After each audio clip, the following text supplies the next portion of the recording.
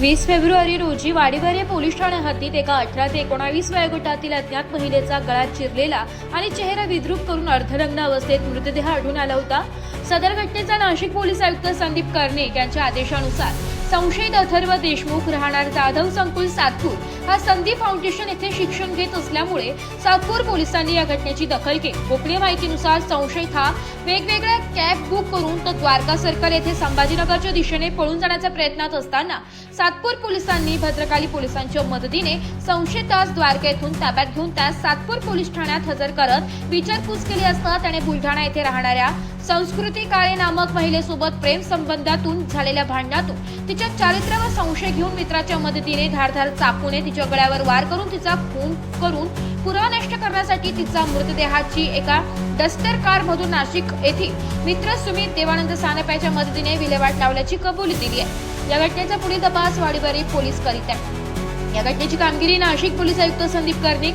Police उपायुक्त परिमंडळ 2 किशोर काळे, सहाय्यक पोलीस आयुक्त सचिन बारी, सातपूर पोलीस ठाण्याचे वरिष्ठ पोलीस निरीक्षक प्रकाश अहिरे यांच्या मार्गदर्शनाखाली सहाय्यक पोलीस निरीक्षक ज्ञानेश्वर भडांगे, पोलीस हवालदार दीपक खरपडे, राहुल खांडबहाले, अमोल मोरे यांनी आपल्या अथक मानवी आणि तांत्रिक कौशल्याचा वापर करून केली आहे।